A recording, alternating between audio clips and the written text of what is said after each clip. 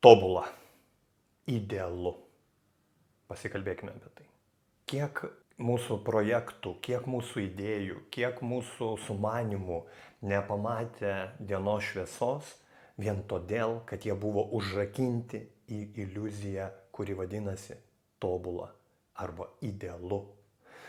Kiek tas bėgimas vardan dar kažkokio idealesnio varianto, dar geresnio kadro, dar aiškesnės istorijos, dar geresnio suvokimo sužlugdė nuostabių idėjų apie verslus, apie laisvalaikį, apie norus ir svajonės. Kiek dar šita iliuzija gali griauti mano gyvenimą, mano džiaugsmą ir mano laimę. Dirbdamas daugiau negu 20 metų su žmonėmis, su šita iliuzija susitinku labai dažnai. Labai dažnai bandau padėti žmogui truputėlį sugrįžti į save. Sugrįžti į tą tikrą save ir pradėti judėti po vieną laiptelį.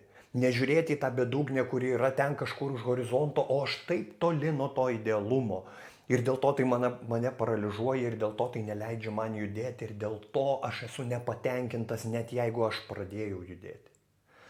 Nes aš dar neperšokau tos bedugnės, aš dar nepasiekiau to idealaus rezultato. Ir aš metu, man dingsta motyvacija, man nusvyra rankos. Tai yra tiesiog neteisingai išstatyti mokymosi žingsniai. Visi su tuo susiduria, visi tai pažįsta. Tiesiog iš to galima išeiti, jeigu tai daryti truputėlį profesionaliau. Nustok bėgioti paskui šį idealumo traukinį ir tu pamatysi, koksai nuostabus ir ne iki galo idealus yra tavo gyvenimas. Sustok, įkvėpk, iškvėpk, apsidairyk aplinkui. Ir tu pamatysi stebuklus paprastose, žemiškose dalykuose. Tai nereiškia, kad nereikia siekti savo tikslų, tai nereiškia, kad nereikia norėti kažko tai daugiau negu yra. Tiesiog ne nuo tos vietos reikia pradėti. Pradėkime nuo savęs, susigrąžinkime tą santykį su savimi ir tada iš savo vidaus, siekiant savo norų, tai nebebus lakstymas paskui kažkokias idealias iliuzijas.